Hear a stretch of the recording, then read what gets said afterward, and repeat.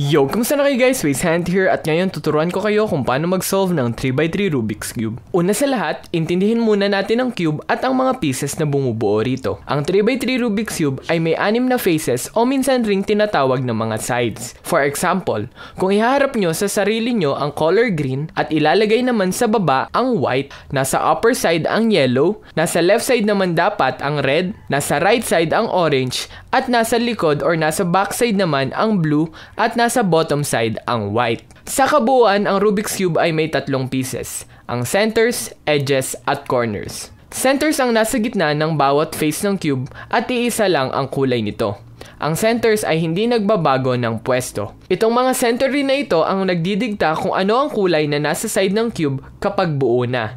Meaning na kung nasaan ang white na center, doon natin isosolve ang white side. Kung nasa ng blue na center, doon ang blue side. Kung nasa naman ang red ang center, doon ang red side, and so on and so forth. Ang edges naman ay ang mga pieces na may 2 kulay at matatagpuan sa gitna ng 2 center. Malalaman mo kung saan pupunta ang isang edge depende sa kulay nito. For example, itong blue at orange na edge ay dapat mapunta sa pagitan ng blue at orange na center. Same with sa pagbubuo ng cube. Ito, ilalagay ko din dito sa pagitan ng kulay blue at kulay orange na center. Para naman sa corners, matatagpuan siya sa pagitan ng edges at nakabase yung pupuntahan niya sa 3 kulay na kasama nito. For example, itong corner na to ay merong green, yellow, at red. Ibig sabihin, dapat itong pumunta sa pagitan ng green, yellow, at red na center katulad nito. 4 na moves na kailangan nyong tandaan. Kailangan nyo lang itatak sa kokote nyo to guys, promise. Hawakan nyo yung cube gamit yung kaliwang kamay nyo na nasa harap yung inyong hinlalaki. Ito, ilalagay ko sa harap. At nasa likod naman yung middle at ring finger nyo. Tapos, hawakan nyo yung kanang side ng cube nang parang nakahawa kayo sa hamburger. Okay, isa-isahin natin. Taas, tulak ng kanang hintuturo, baba. Ngayon, hihilahin natin yung upper side gamit ng pagtulak nitong kaliwa nating hintuturo. So, pag ganito. So, taas, tulak, baba, hila. Okay? Ulitin natin. Taas, tulak, baba, hila. Isa pa. Taas, tulak, baba, hila. Okay, so tatawagin natin yung 4 na moves na yon na right algorithm o right alg for short. Kapag sa kaliwa naman, again, ilalagay ko yung hinlalaki ko dito sa harap, tapos yung middle finger at ring finger dito sa likod ng cube ng parang ganito, tapos hahawakan ko yung left side ng parang may hawak ako na burger. Again, taas, tulak ng kaliwang pointer finger, this one, tutulak nyo yung upper layer, pag ganun, and then baba, hila. One more time. Taas, tulak, baba, hila. Taas, tulak, baba, hila. Ganun lang siya katulad ng ginagawa natin sa right side. Ang method na ituturo ko sa inyo ay tinatawag na beginner's method o minsan ay tinatawag din na layer by layer. May 6 na steps sa pagbuo gamit ang method na to. Bubuo tayo ng bottom cross, isosolve natin ang bottom corners, ang second layer edges, ang top cross, isa-solve naman natin ang top corners, tapos isa-solve ang top edges. Okay? Let's start. For the bottom cross. Para sa tutorial na to, ang gagawin kong cross color ay white. So, hahanapin natin yung white na center, which is this one, at ilalagay natin yon sa baba, sa babang face. Okay? Sa kabuuan nitong tutorial or nitong step na to, nasa baba yung white na center. Para makabuo ng white na cross dito sa baba, kailangan muna natin gumawa ng white na flower dito sa taas katulad nito. Ngayon, paano natin yun gagawin? Okay, so mula sa gulong cube, ang hinahanap natin sa step na to ay yung mga edge piece na may white. Kasi yun yung bubuo sa white cross natin at dun sa flower sa taas. Again, yung mga edge piece na may white katulad nito, ito, at ito. Okay? Meron lang 3 posibleng puntahan yung mga white na cross edge nyo. Either nasa bottom layer, nasa middle layer, or nasa top layer siya. Mag-start tayo dun sa mga nasa gitnang layer kasi yun yung pinakamadali. Humanap lang kayo ng isang white na edge dito sa gitnang layer, katulad nito, and then itataas ko lang siya dito sa upper layer ng pagganito. Ayun, meron na tayong isang petal ng flower. Ngayon, kailangan nyo pang hanapin yung natitira. Ganun yung gagawin nyo kapag nasa middle layer yung white na edge piece nyo. Kapag naman nasa bottom layer yung edge, kung titingnan nyo yung white na color, pwede siyang either nakaharap, katulad nito, or nakababa sa atin, katulad nito. Kapag nakaharap siya sa atin, imumove lang natin siya papunta dito sa gitnang layer, katulad nito. Igigitna ko lang siya. Ngayon, nasa second layer na siya. Tapos, pwede ko na siyang itaas katulad nung ginawa ko kanina. Make sure pala na kapag tinaas nyo ito sa upper layer para maging petal siya ng flower na binubuo natin sa taas, wala kayong naapektuhan na already solved na white na cross edge dito sa taas. So, ang gagawin natin, ilalagay ko muna to sa side. Tapos, saka ko siya itataas. Kasi kapag tinaas ko to kaagad, baka masira itong isang cross edge na buo na. Sayang lang effort nyo. So, ilalagay ko muna siya sa gilid, saka ko siya itataas.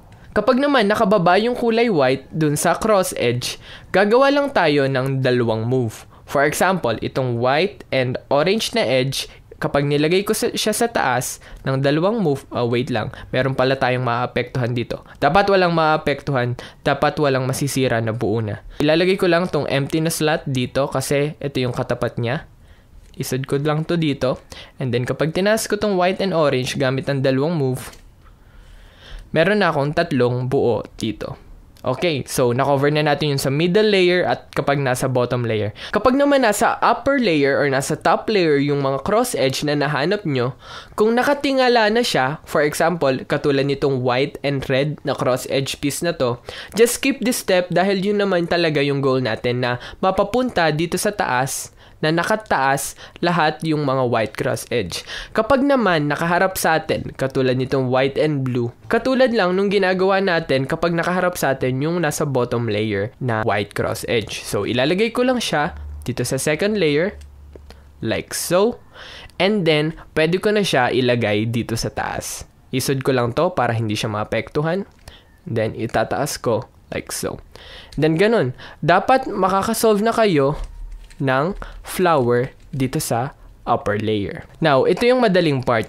Imamatch lang natin yung kapartner na kulay ng cross edge nyo dun sa center niya. For example, tong orange at blue, hindi siya nagmamatch. So, hahanap pa ako. Orange at red, hindi din. Orange at green. At orange. Ayan, match na siya. Ngayon, kapag match na siya, pwede ko na siyang ibaba para makabilang siya dito sa cross. Again, ibababa ko lang siya ng pagganito. Like so. Now, ganun din yung gagawin ko dito sa natitirang tatlo. Okay, mamatch ko tong white and red dito sa red niya. And then, ibababa. Like so. Eto, match na kaagad yung white at blue. Bababa ko lang din to. At itong white at green sa center niya. Like so. At ganun, nakabuo na kayo ng white na cross. Ngayon, ang hinahanap natin sa step na ito ay itong mga corners sa upper layer na merong color white. Kunyari, ito. Ang mga corners again ay may tatlong kulay, katulad nitong white, blue, and orange. Titingnan mo yung dalawang kulay na kasama niya at ilalagay mo siya sa pagitan ng mga centers ng kulay na yon. Hindi mo magets? Okay, bagalan natin. Okay mga bata, anong kasamang kulay nitong bottom white corner na nahanap natin? Blue at orange.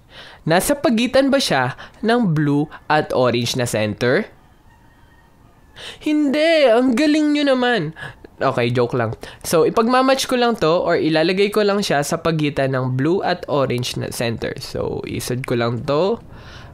Nope, red at green yun. Nope, green at orange yun. Ito, orange at blue. Hindi na mahalaga kung magkabaligtad man siya, basta nasa pagitan siya nung kulay na kasama nung color white.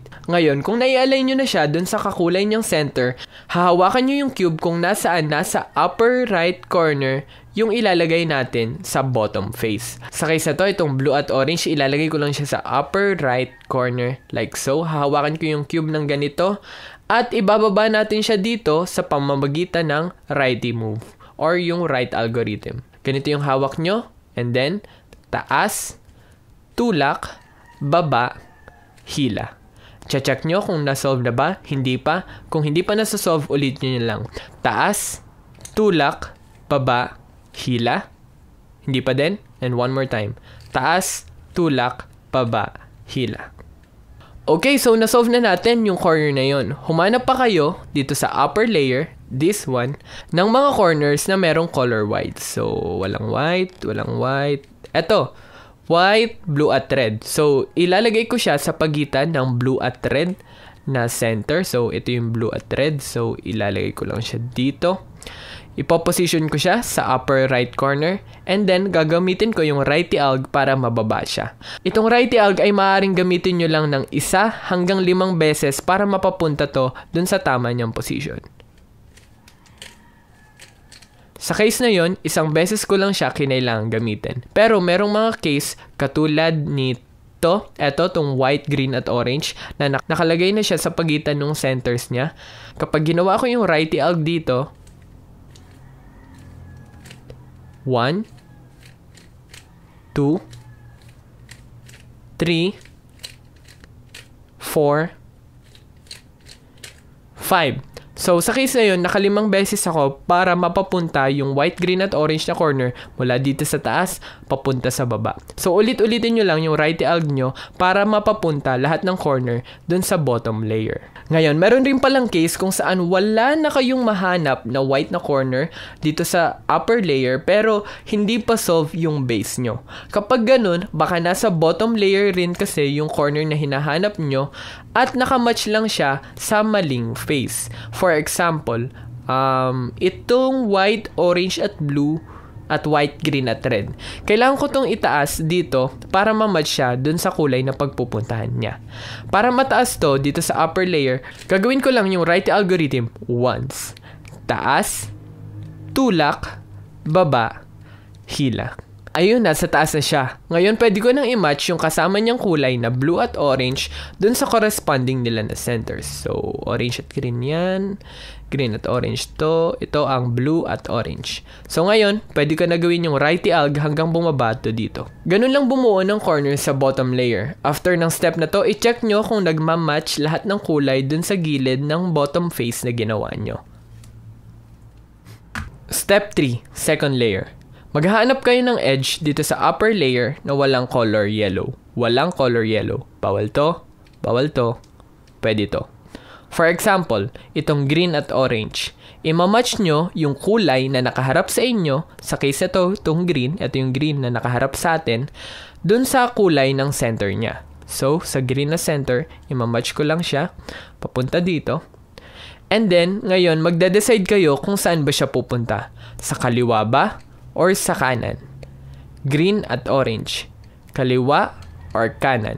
Gawin nyo lang kung alin man dito sa dalawang case ang ma-encounter nyo para mabuo yung second layer. Sa case na to, itong green at orange na edge ay dito pupunta kasi andito dapat siya sa pagitan ng green at orange na center. So kapag papunta siya sa kanan, ganito yung gagawin natin. Move the entire upper layer to the left.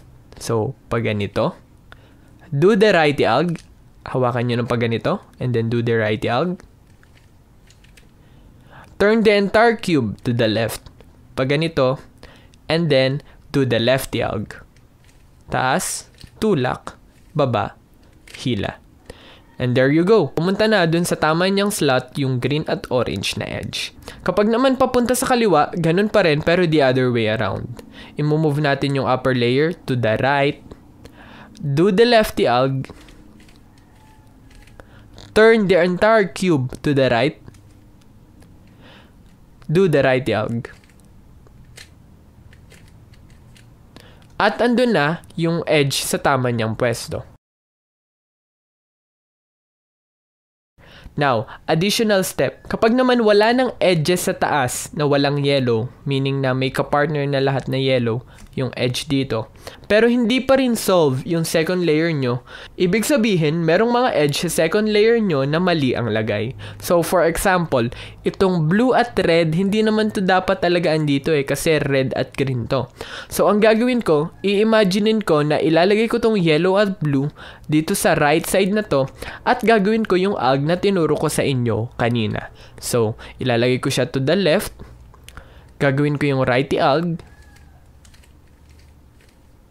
Ito turn yung entire cube to the left. And then do the lefty alg. After nun, mapupunta na sa taas yung edges na nasa maling place kanina at masosolve nyo na yung mga natitirang edges sa second layer nyo. Step 4. Top cross. Goal natin makabuo ng cross sa upper layer sa step na to. Sa case na to, since white ang base ko, yellow ang cross na bubuin ko dito sa upper layer.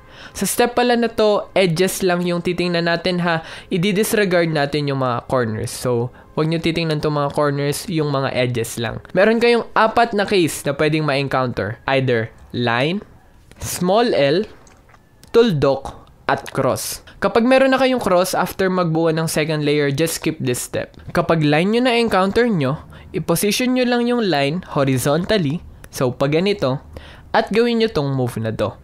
I-move ko yung front face clockwise 90 degrees, pag ganito, and then, do the righty alg, tapos, ibalik nyo lang yung una nyong move. At may cross na kayo. Para naman sa small L na case, katulad nito, kahit pala meron ng mga naka-orient na corners dito sa case natin, i-disregard nyo lang sila dahil again, edges lang yung tinitingnan natin sa step na to. Kapag naman small L yung na-encounter nyo, imaginein nyo lang yung relo na nakaset yung oras sa 9 o'clock. So, ilalagay ko to, tong dalawang guhit na to, dito sa upper at left na position. Na parang ganito. Now, ganito yung gagawin natin kapag nakaposition na siya ng ganun. I-move ko ulit tong front side, 90 degrees. Do the righty alg, pero this time, twice. Taas, tulak, baba, hila. Taas, tulak, baba, hila. And then, ibabalik ko lang yung nauna kong move. Like so. Kapag naman that case yung na-encounter natin or tuldok, gagawin natin yung ginawa natin sa line kanina sa kahit anong orientation ng cube. So, gagawin ko yung ginawa ko sa line. I-move ko tong front. And then, do the righty alg. Taas, tulak, baba, hila. Ibabalik yung front. And then, meron dapat tayong mag-a-appear na small L na case. Again, ilalagay ko siya sa 9 o'clock na position at isosolve siya ng pagganito. I-move ko tong front face. Tapos, gagawin ko yung dalawang righty alg. Taas, tulak, baba, hila. Taas, tulak, baba, hila. And then, ibabalik ko yung una kong move. And there we go. Meron na tayong cross. Step 5. Top corners. A. Orienting the corners. Una, kailangan nyo muna humanap ng dalawang corners na nasa tamang orientation. Masasabi mo na nasa tama siyang orientation katulad nito, either solve na siya, or nasa tama siyang place katulad nitong yellow, red at green. Nasa pagitan siya ng yellow, red at green na centers, pero kailangan lang i-twist. So, itong dalawang to ay nasa tama ng orientation. Kailangan natin mapupunta sa either mga cases na to yung lahat ng corners nitong cube para matapos yung step.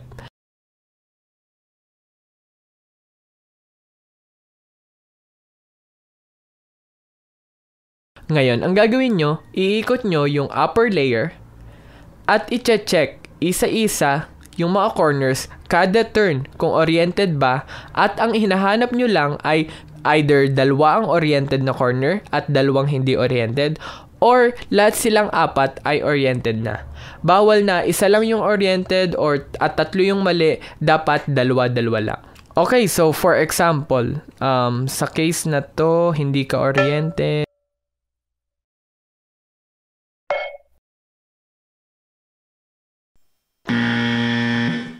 Hindi ka oriented, yellow, green at red, hindi ka oriented. Yellow, eto, oriented to. pero hindi to oriented. So, sa case na to, isa yung naka-orient at tatlo yung hindi. Ayaw natin ng ganun. Dapat dalawa yung oriented at dalawa yung hindi oriented. So, ita-turn ko to once, upper layer, and then i-recheck ko siya. Hindi siya oriented. Hindi rin to. Eto, oriented to, and dapat oriented. Eto. So, sa case na to, itong dalawang to ang oriented at itong dalawang to ang misoriented. Meron kayong dalawang posibleng case sa mga 2-2 na corners na pwede nyong ma-encounter. Either magkatabi sila, katulad ng ganito, magkatabi yung oriented at magkatabi yung misoriented, or ganito siya kung saan diagonal yung dalawang oriented, sa case to tong yellow, orange at blue at yellow, green at red ay parehong oriented, pero misoriented tong yellow, orange at green at yellow, blue at red. So, ito lang yung dalawang case na pwede nyong ma-encounter. Kapag ganitong case yung na-encounter nyo kung saan yung dalawang oriented na corners ay magkatabi at yung dalawang misoriented corners ay magkatabi din, ilalagay nyo yung oriented corners na dalawa dito sa left side at hawakan nyo yung cube ng ganito. Gagawin natin yung righty alg 3 times, taas, tulak, baba, hila, isa pa, taas, tulak, baba, hila, one more, taas, tulak, baba, hila. And then, ito-turn natin yung buong cube to the right. Tapos, gagawin naman natin yung lefty alg 3 times din. Taas, tulak, baba, hila, taas, tulak, baba, hila. Last one, taas, tulak, baba, hila. Ngayon, i-check na natin. Eto, oriented na yung lahat ng corners nyo. Kapag naman ganito yung na-encounter nyo kung saan diagonally yung oriented at misoriented na pieces, gawin nyo lang yung ginawa nyo rito in any orientation. Kahit saan kayo nakaharap, do the righty algorithm 3 times. And then, turn the whole cube. And then, do the lefty algorithm 3 times. After nun, mapoposition nyo na yung cube kung saan dalawa yung oriented at dalawa yung misoriented. So, ang gagawin natin, ipagsaswap lang natin tong dalawang to. Katulad nung ginawa nyo rito. Step 5B, twisting the corners. Now, ang goal natin sa step na to ay maging ganito, yung itsura ng cube kung saan nakatwist or nasa tama ng position yung lahat ng corners. Now, paano natin yun gagawin? So, mula sa ganitong state kung saan naayos na natin yung edges and corners natin, babaligtarin natin yung buong cube kung saan mapapapunta sa baba tong yellow cross. And then, gagawin natin yung righty alg dito sa position na to. Dito lang sa position na to. Hanggang sa pumunta sa baba yung yellow na color nitong corner na to. Again, magra-righty alg ako dito while taking note of the position of this corner. Okay? Righty alg once. Nasa baba na ba? Hindi pa rin. Taas, tulak, baba, hila. Nasa baba na ba? Ayun, nasa baba na. Now, gagawin natin yon dito sa mga natitira na corners. Ang gagawin natin, i-move natin tong down layer. Again, i-move natin tong down layer. Huwag kayong mag-righty algorithm dito. Huwag yon. Kapag ginawa nyo yon, baka magulo yung buong cube. Baka umulit kayo sa simula, as in. So, igagalaw nyo lang tong down layer. Papunta dito. Kung nasan din yung place na kanina na inayos natin, papunta dito. And then, gagawin nyo rin dito yung righty algorithm. Hanggang sa bumaba tong yellow dito sa place na to. Taas, tulak, baba, hila. Wala pa rin. Taas, tulak, baba, hila. Ando na siya. I-move ko lang ulit para sa next sa corner. Taas, tulak, baba, hila. Check. Wala pa din. Taas, tulak, baba, hila. Nandun na ba? Wala pa din. Taas, tulak, baba, hila. Wala pa din. Taas, tulak, baba, hila. Andun na. And then lastly, taas, tulak, baba, hila. Again, repetitive tong step na to pero dapat hindi kayo magkukulang ng righty alg or yung pag-move nyo ng down face kasi baka umulit kayo sa simula. Taas, tulak, baba, hila. Taas, tulak, baba, hila. And taas, tulak, baba. Ayun, na-twist na natin sa tamang position yung lahat ng corners. Now, ngayon, imamatch lang natin yung corners dun sa kulay nila. Katulad ng ganito. Step 6, solving the edges. Now, sa part na to, meron kayong dalawang case na pwedeng ma-encounter. Either na 3 cycle, kung saan 3 edges lang, yung kailangan yung pagpalit-palitin, at yung isa ay solve na. Or 4 cycle, kung saan lahat ng 4 ay kailangan yung ayusin. Mag-start tayo dito sa 3 cycle kasi ito yung mas madali. Now, ang gagawin natin, ihaharap natin yung face ng cube na solved na sa harap natin. Tapos, ganito yung gagawin nyo. Righty alg once. Lefty alg once. Righty alg 5 times.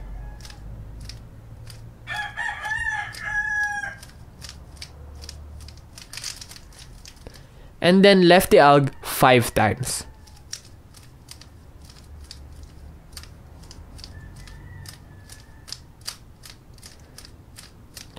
At ganun, na-solve na natin yung 3 cycle.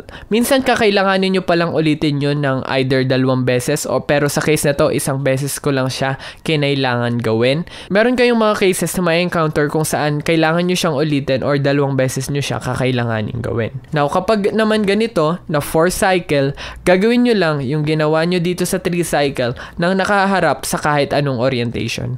Kahit saan ako nakaharap, pwede ko yung gawin. Basta, righty alg once, lefty alg once, righty alg 5 times, lefty alg 5 times.